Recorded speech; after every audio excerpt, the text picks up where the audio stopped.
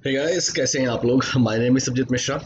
आपका most welcome है हमारे करंट अफेयर शो में। आई होप कि आप लोग नहा धो लिए होंगे और सुबह सुबह कॉफ़ी और चाय के साथ हमारा करंट अफेयर्स एंजॉय करेंगे।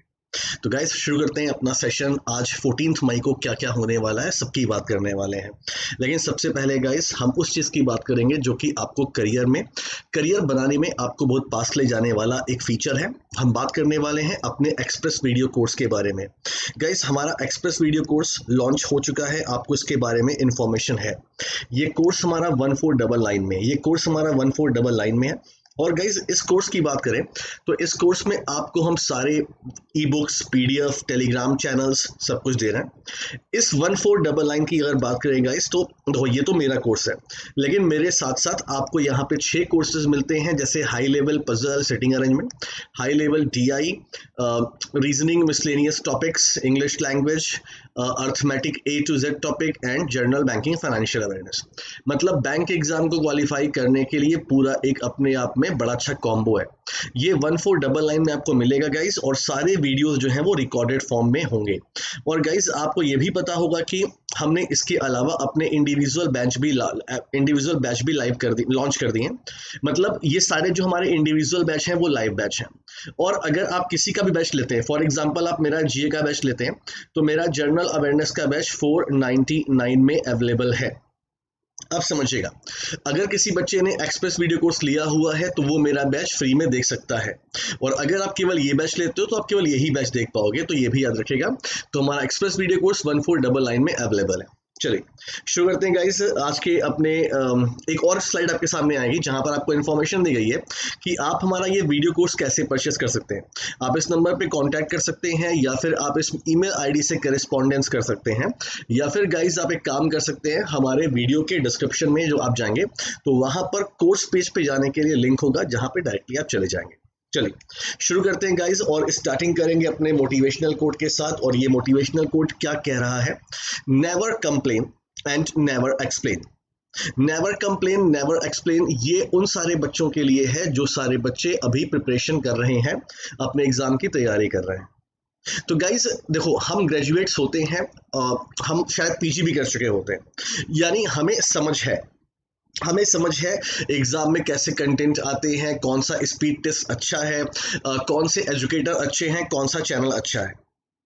अगर हम ये चूज करने में गलत कर रहे हैं तो हम ये कंप्लेन किसी को कर नहीं सकते हैं गाइस। ये कंप्लेन अगर हम कर रहे हैं तो हम अपने साथ गलत कर रहे हैं, हम अपने आप को छिपा रहे हैं, हम चोरी कर रहे हैं। और एक बात और देखो, मैं हमेशा बोलता हूं कि जब आप प्रिपरेशन करते हो ना गाइस, तो प्रिपरेशन का मतलब ये होता है कि आप अगर अपने आप को बेस्ट नहीं मानोगे ना, तो कोई दूसरा आपको कुचल के आगे बढ़ जाएगा, क्योंकि आपके अंदर कॉम्प्लेक्स फीलिंग है हमेशा। अगर आप अपने आप को बेस्ट मानोगे ना, तो अपने आप एक पॉजिटिव एनर्जी आपके अंदर आती है, जो कि आपको प्रेरित करती है कि आप दूसरों से आगे रहें।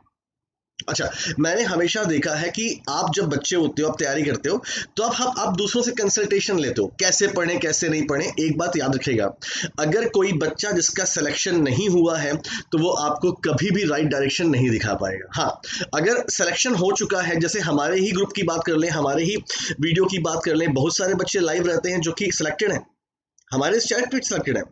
अगर आपको उनसे गाइडेंस चाहिए, आप मुझसे बोलिए, मैं डायरेक्टली आपसे बात करवा दूंगा।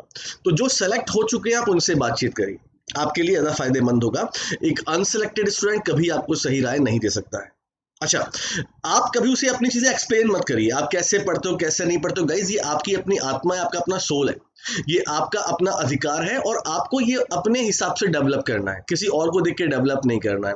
आपकी अपनी स्ट्रेंथ होती है, अपनी वीकनेस होती है। मैं हमेशा बोलता हूँ, अपने ऊपर बिलीव करना ज्यादा जरूरी है। चलिए, तो ये हमारा मोटिवेशन कोट है। आई होप कि आप इससे कुछ बातें समझेंगे।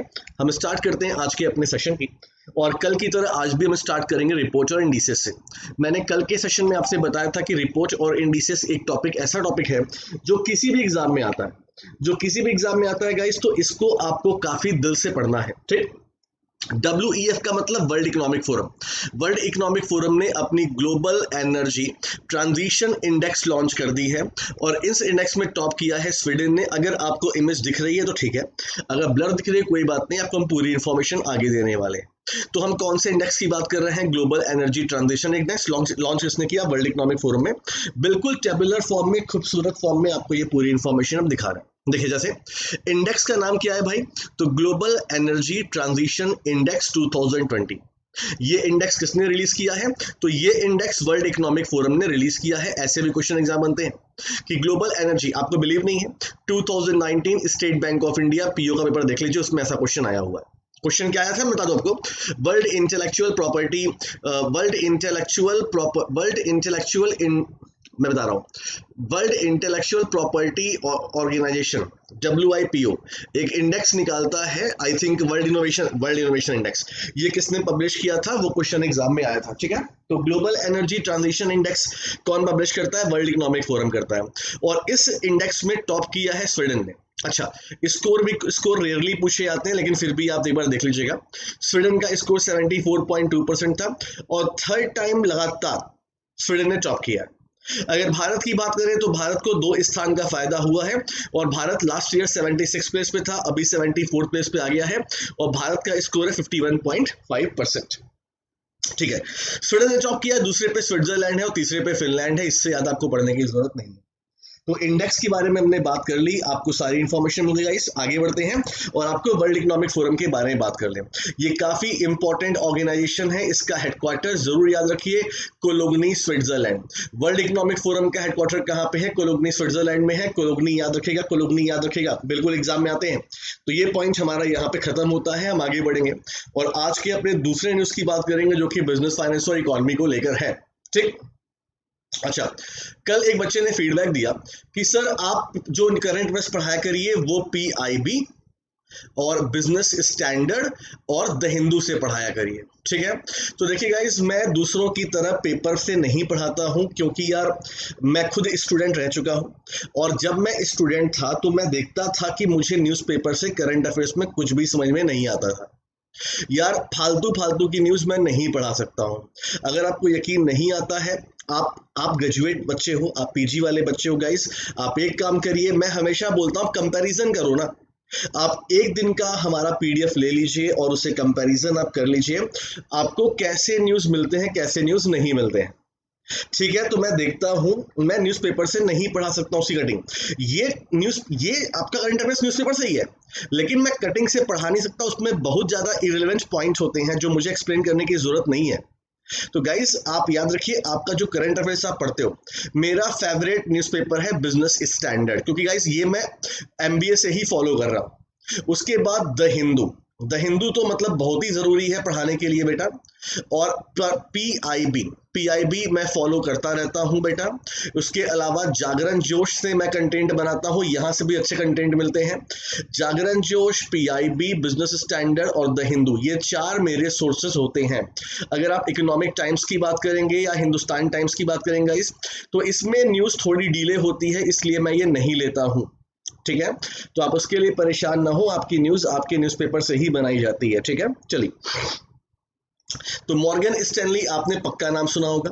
ये US की एक इन्वेस्टमेंट बैंकिंग कंपनी है और इसने भारत की ग्रोथ रेट को 2020 के लिए, देखो अब कहीं पर फाइनेंशियल ईयर नहीं लिखा है, तो इसका मतलब हम कैलेंडर ईयर की बात कर रहे हैं, मतलब जनवरी से दिसंबर तक की बात कर रहे हैं, जिसमें भारत की ग्रोथ रेट 0% रहेगी।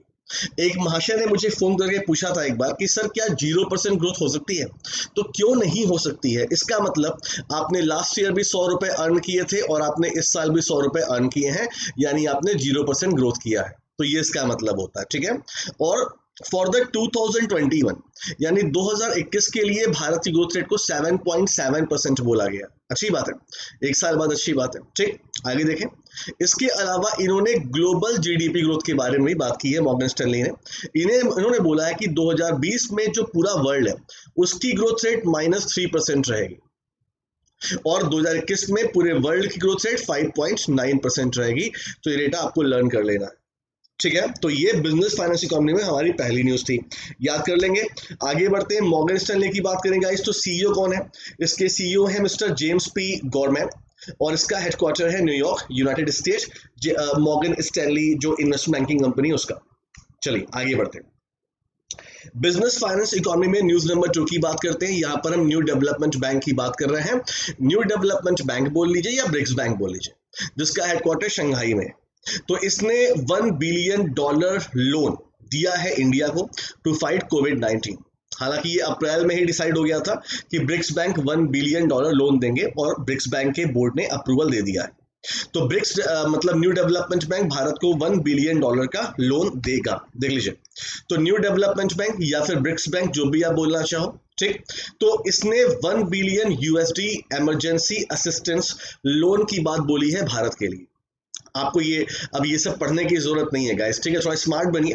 ब्रिक्स बैंक या new development bank $1 billion loan किसको? इंडिया को, ठीक है। आगे बढ़ते हैं, सिंपल सा इतना न्यूज है।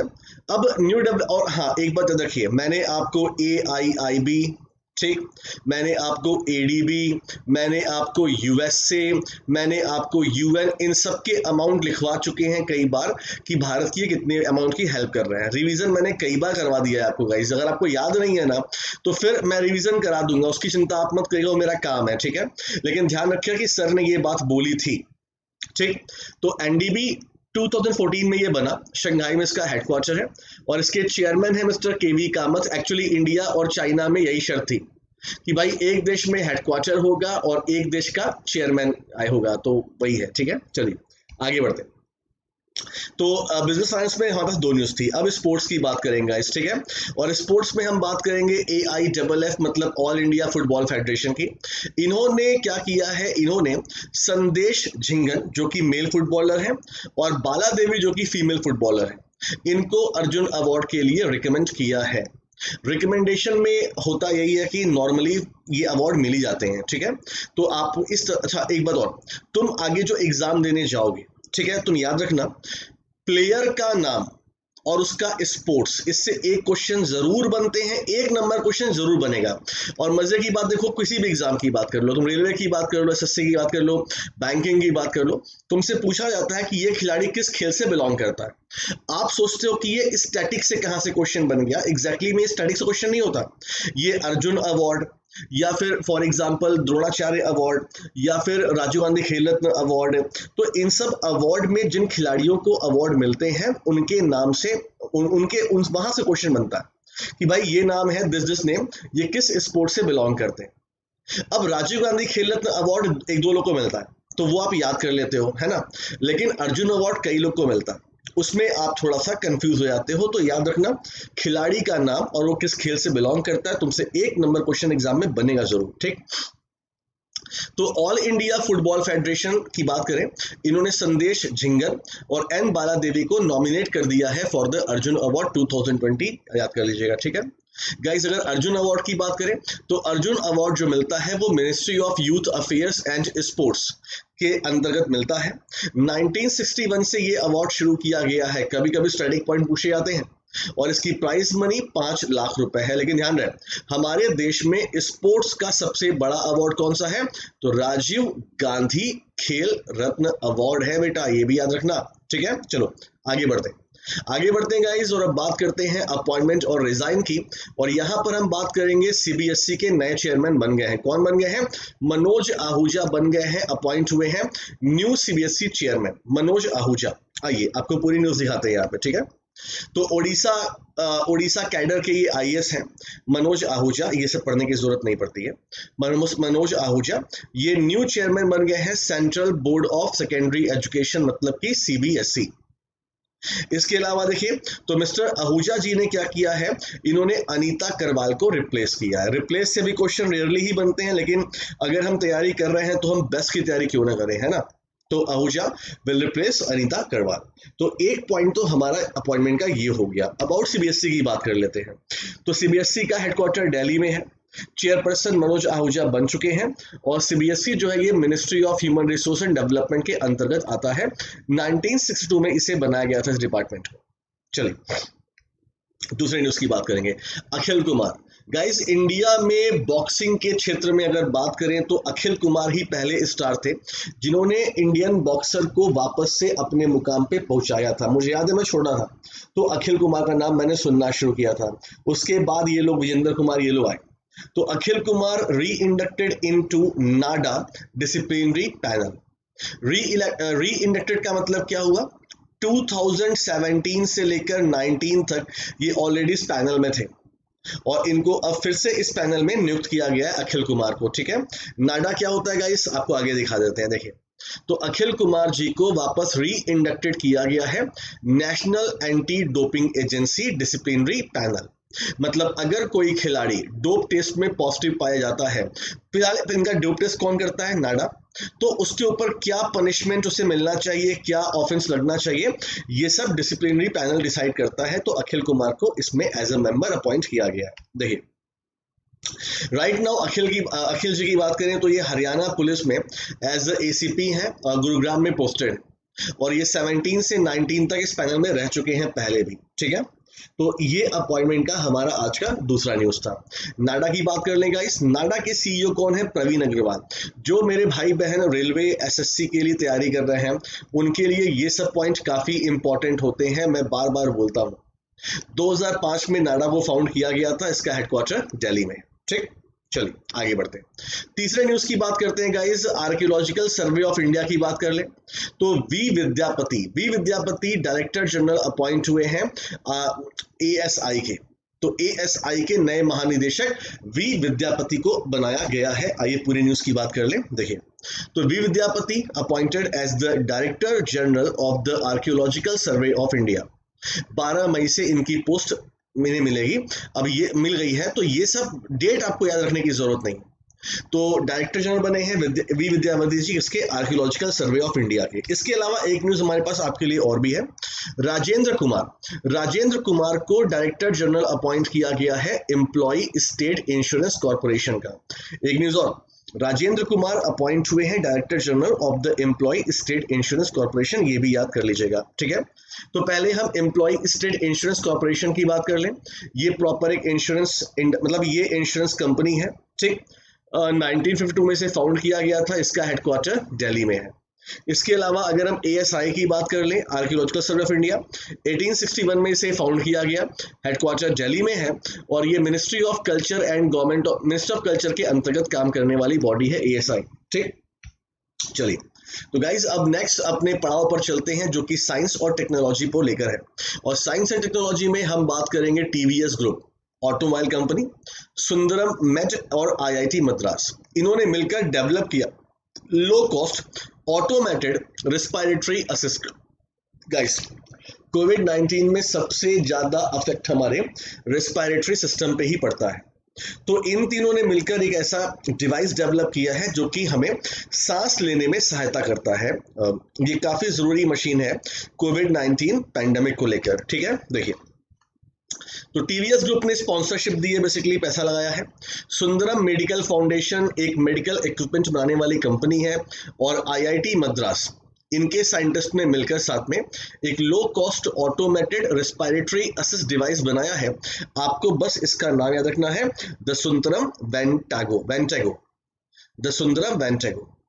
तो सुंदरम वेंटागो क्या काम करती है बेटा? ये एक रेस्पिरेटरी असिस्ट डिवाइस है। किसने बनाया है इसे? तो टीवीएस ग्रुप ने, सुंदरम मेडिकल फाउंडेशन ने और आईआईटी मद्रास से मिलकर बनाया। ठीक है, तो साइंस एंड टेक्नोलॉजी में हमने आपको एक न्यूज यहां पर ये पढ़ा दी।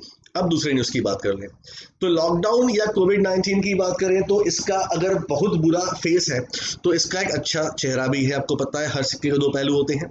तो भारत में पिछले 40 सालों में 4 डिकेड का मतलब क्या हो गया? 1 डिकेड का मतलब 10 साल।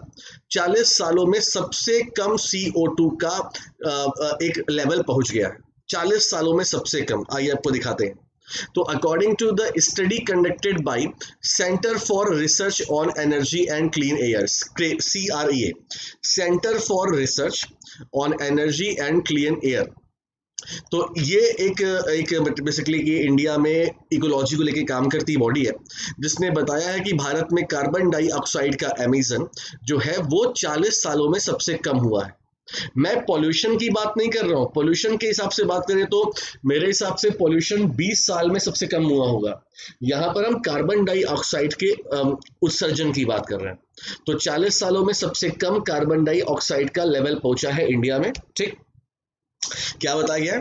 तो कार्बन डाइऑक्साइड का एमिशन जो है वो 15% कम हो गया था मार्च के महीने में, और 30% कम हो गया था अप्रैल के महीने में, और मई के मंथ में कितना पहुंच गया? 40%। मतलब कि आप देखो हर मंथ में 10% गिरावट देखने को मिल रही है। अच्छी बात है, एटमॉस्फेयर के लिए अच्छी बात है ना। चलिए आगे बढ़ते हैं।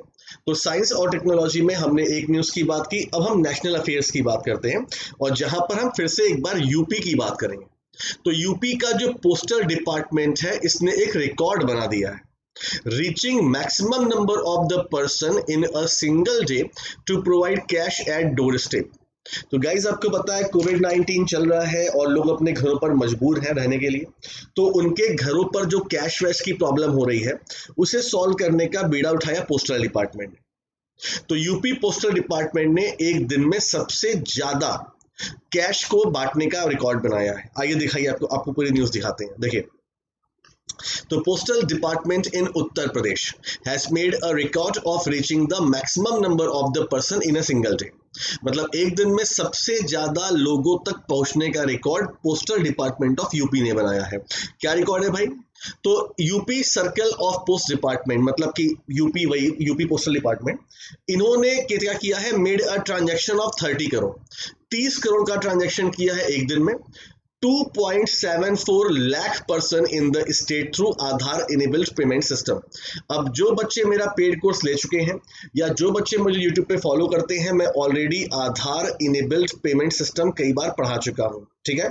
तो आपके एग्जाम में AEPS का फुल फॉर्म भी पूछा जाता है, तो जिन बच्चों को फुल फॉर्म नहीं पता वो लिख लेंगे, आधार इनेबल्ड पेमेंट सिस्टम।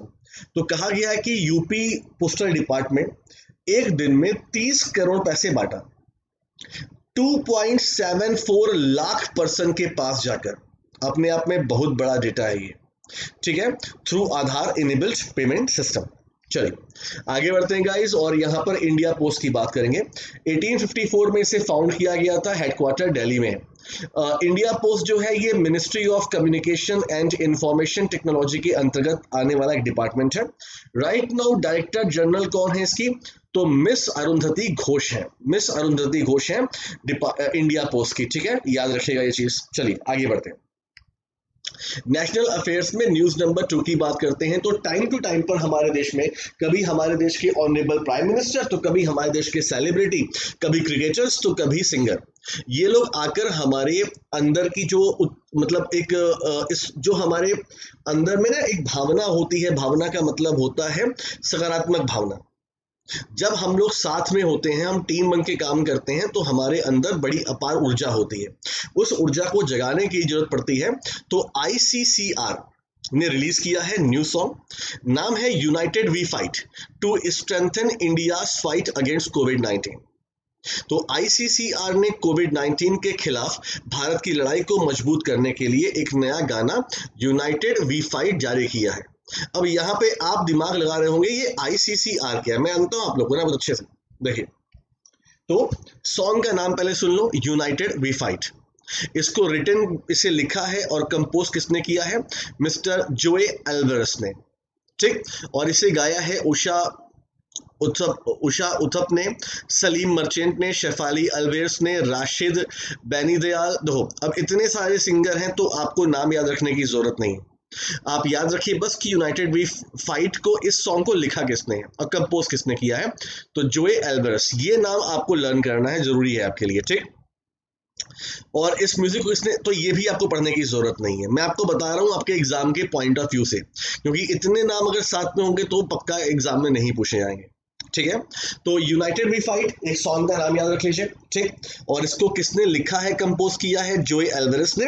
और एक कॉन्सेप्ट ये होना चाहिए आपके माइंड में कि भाई इस सॉन्ग को कई लोगों ने मिलकर गाया। आई होप कि आप समझ रहे होंगे। चलिए आगे बढ़ते हैं। तो नेशनल अफेयर्स में दो न्यूज की हमने बात कर ली, अब हम स्टेट गवर्नमेंट की बात करेंगे या स्टेट लेवल न्यूज की बात करेंगे। तो अहमदाबाद गुजरात में कोविड-19 केस काफी बढ़ते जा रहे हैं। तो गुजरात ने मैंडेट, मतलब जरूरी कर दिया है, digital payment for home delivery in Ahmedabad. तो अहमदाबाद में होम डिलीवरी के लिए डिजिटल भुगतान अनिवार्य कर दिया गया है ताकि कोविड-19 ना फैले due to currency, hard currency transaction. तो अगर आप अहमदाबाद में हैं और अगर आप कोई ऑनलाइन सामान मंगवा रहे हैं तो आपको डिजिटल पेमेंट ही करना है, ठीक है। देखिए, तो गुजरात गवर्नमेंट की बात कर लें, इन्होंने डिजिटल पेमेंट मैंडेटरी कर दिया है अहमदाबाद में, अगर आप कोई होम डिलीवरी पर सामान लेते हैं। और ये स्टेप क्यों लिया गया है? कोविड-19 को रोकने के लिए। तो सिंपल सी लैंग्वेज है। तो आपके एग्जाम में बन सकता है कि भाई किस शहर में कंप्लीटली डिजिटल पेमेंट कर दिया गया है फॉर होम डिलीवरी, तो आपका आंसर क्या होगा? अहमदाबाद होगा। गुजरात की बात कर रहे हैं। गुजरात कैपिटल गांधीनगर है और चीफ मिनिस्टर कौन है? चीफ मिनिस्टर विजय भाई रूपाणी जी हैं। ठीक। गवर्नर आचार्य देवव्रत जी हैं। गुजरात को 1 मई 1960 को बनाया गया था। मैं अपने शब्द वापस लेता हूं, एक दिन मैंने शायद नींद में 2 मई बोल दिया था, तो 1 मई। गुजरात और महाराष्ट्र, गुजरात में 33 जिले हैं टोटल। ठीक। गुजरात का जो हाई कोर्ट है, गुजरात हाई कोर्ट के नाम से जाना जाता है, और इस समय गुजरात हाई कोर्ट के चीफ जस्टिस हैं मिस्टर जस्टिस विक्रम नाथ जी। यहाँ पे भाषा गुजराती हिंदी चलती है। झील देख लीजिए। तो बेटा जो रेलवे एसएससी वाले बच्चे हैं, बैंकिंग में भी आता है, ये सब मैं बोलता हूँ ये सब को याद करना चाहिए। तो हमीरसर लेक आपके एग्जाम में कई बार पूछा गया है, थोल लेक कई बार पूछा गया है, ये सब गुजरात में है। इसके अलावा डैम की बात कर लें तो सरदार सरोवर डैम सबको पता ही होगा। उकई डैम कई बार एग्जाम में पूछा गया है, ताप्ती रिवर पर है ना।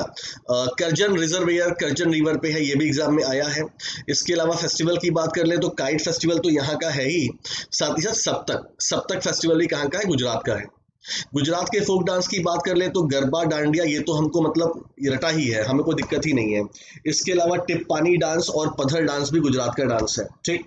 बंदरगाह की बात कर ले तो कांडला पोर्ट या दीनदयाल पोर्ट यहीं पर है। इसके अलावा नेशनल पार्क तो ब्लैक बक, गिर फॉरेस्ट नेशनल पार्क और मरीन नेशनल पार्क वंसदा, आपको मेरे ख्याल से मेरी ट्रिक याद होगी, है ना, मैंने पढ़ाया है।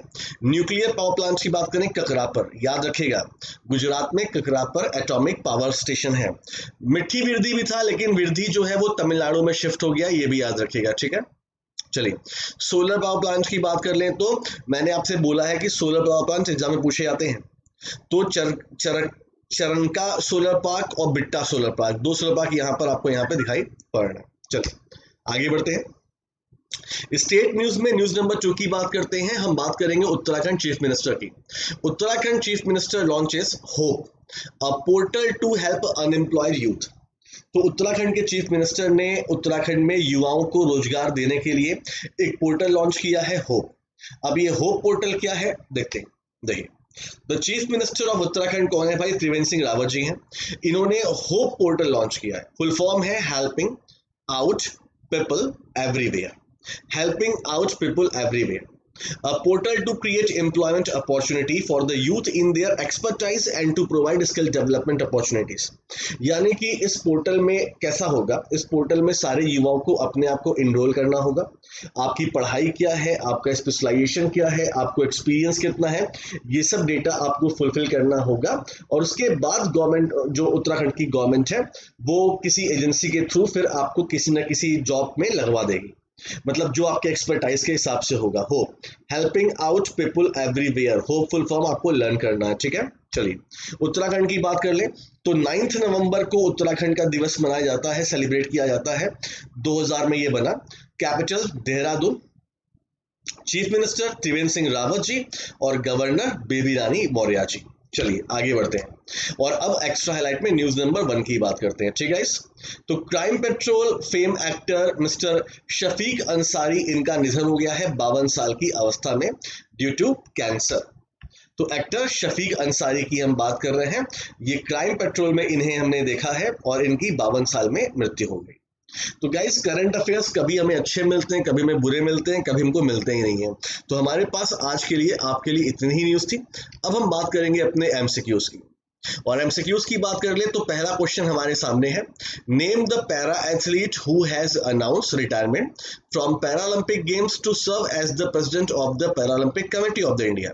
मैं आपको ये कल पढ़ा चुका हूं, इसका आंसर क्या होगा? वी हैव 4 ऑप्शंस और इसका आंसर दीपा मलिक हो जाएगा। Option number C is right answer. Next question, the Arogya Sanjeevani health insurance policy, ये किसने लॉन्च किया? तो ये तो आप लोग को मालूम है, ये state bank of India general insurance launch किया। Option number B is right answer. What is the estimated growth rate prediction of India for the fiscal year 21-22 as per the Bank of America? Bank of America ने कितना GDP बोला है guys? इसका answer क्या होगा? 0.5%। Option number B is right answer. What is the new weekly market borrowing target? New weekly market borrowing target set by the government of India for the fiscal 2021। Week में भारत सरकार कितना loan लेगी, तो इसको बढ़ा दिया गया है। पहले ये 21,000 करोड़ रुपीस था, अब इसको 30,000 करोड़ रुपीस कर दिया गया है। Next, in 2020, the WHO and UN Postal Agency have released commemorative postal stamp to mark, guys, आपको पता है 40th एनिवर्सरी, मतलब 40 साल हो चुके हैं स्मॉल पॉक्स को खत्म किए हुए। उस मौके पर WHO और UN पोस्टल एजेंसी ने एक कमेमोरेटिव स्टैंप लॉन्च किया था। Next point, name the only Indian institute to feature among top 50 global school providing executive education। हम लोग कल पढ़ चुके हैं और इसका नाम है गाइज IIT बेंगलुरु। आपको बस एक बात बतानी है कि किस नंबर पे था, मतलब 44 पे था, 45 पे था, 46 पे था, 47 पे था।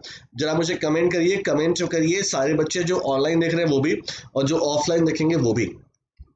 Next, which among these Indian airport has been voted by its customer as the best regional airport in India and Central Asia? तो आपको पता है ये कैंपेगौड़ा इंटरनेशनल एयरपोर्ट, मतलब Bengaluru. Option number A is right answer.